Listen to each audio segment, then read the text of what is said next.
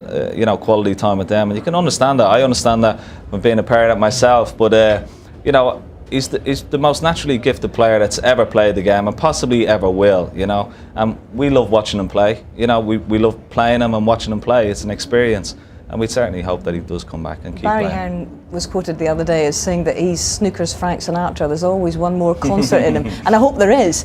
In terms of his ability to compete, if he does drop out of the top 16, and no one's suggesting that he will, of course, but were he to, then how do you feel his path through what is a very difficult process might be?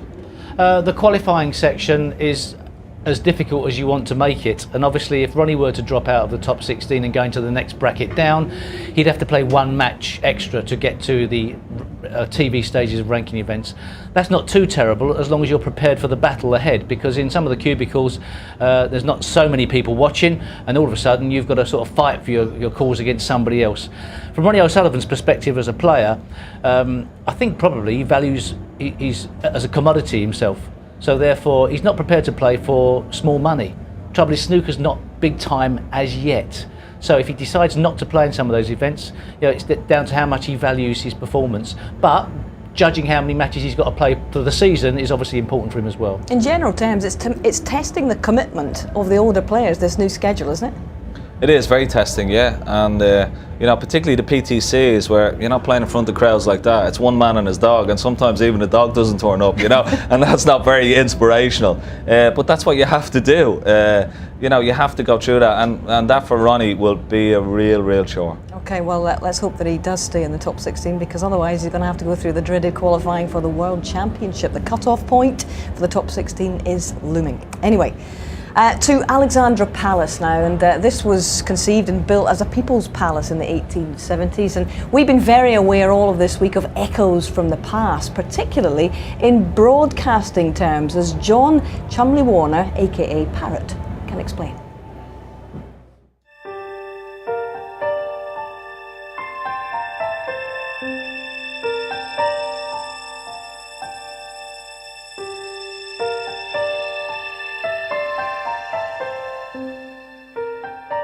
The Alexandra Palace first opened in 1873 as a people's palace to provide the Victorians with a recreation centre on a monumental scale. Covering 7 acres in total, the palace contained a museum, a library, exhibition rooms, a theatre, banqueting and concert areas, and the Great Hall, which could seat 12,000 people.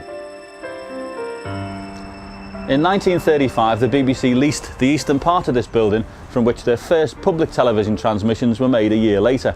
Today, a museum is dedicated to those early pioneering days of broadcasting, and it really is like stepping back in time.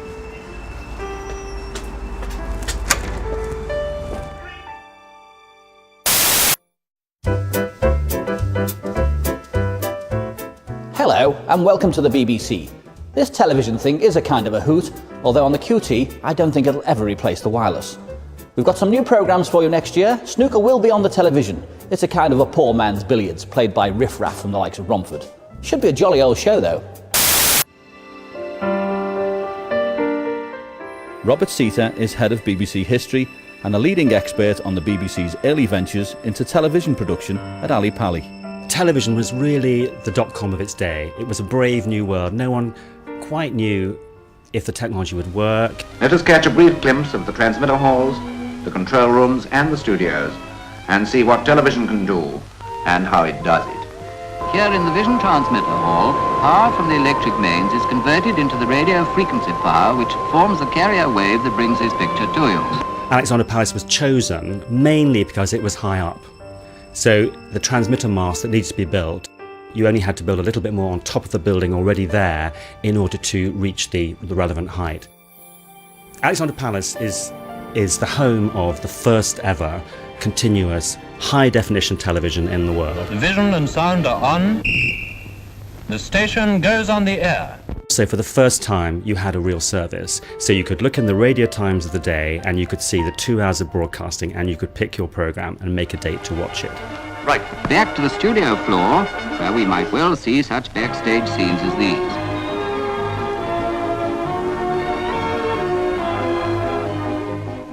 Our visitor on this occasion is C.A. Whitcomb, who, as most of you know, captained the English Ryder Cup team last year, 1936. a beauty.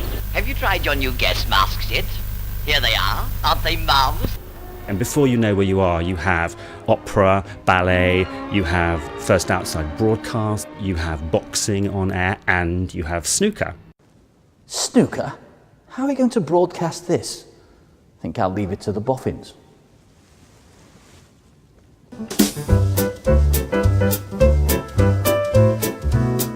They were called the Fools on the Hill. They were a bunch of boffins developing this strange magic. Having said that, only a few people could really either afford to buy television or could access it. About 400 people, and that was within a radius of 10 or so miles of the transmitter. So it was a real luxury item of its day. So actually, within a year of broadcasting starting, television starting, we had the first snooker game. Looks easy enough, doesn't it? So a real coup for the BBC. Good afternoon, everybody. How are you? It was captured in a very formal way. So the presenters of the day would wear the classic dicky bow for the men. The women were all in evening dress, and it was very much a particular tone that BBC was delivering, a quality, appropriate service for the nation. Quite right, old boy. Only Eton and Harrow chappies in front of the camera, and King's English, don't you know? We can't have those Irish Scots and, goodness forbid, Liverpudlians in front of the camera. It won't do. Television left Alexandra Palace in the end because it really wasn't a bespoke building. The television mast was built right next to the studios, so you had constant interference from the signal. From early post-war, there was a hunt on for an appropriate new venue to build a bespoke television centre, and that eventually happened with the creation of Television Centre, which was opened in 1960 in Shepherd's Bush. So it seems the alley-pally, television and snooker have all changed quite a bit over the last 75 years, but some things remain the same. Just check out Hazel's first screen test. We found this in the archives. And so, ladies and gentlemen, ends this film transmission from the BBC television station at Alexandra Palace. We shall be on the air again at the advertised time. Until then, goodbye, everybody.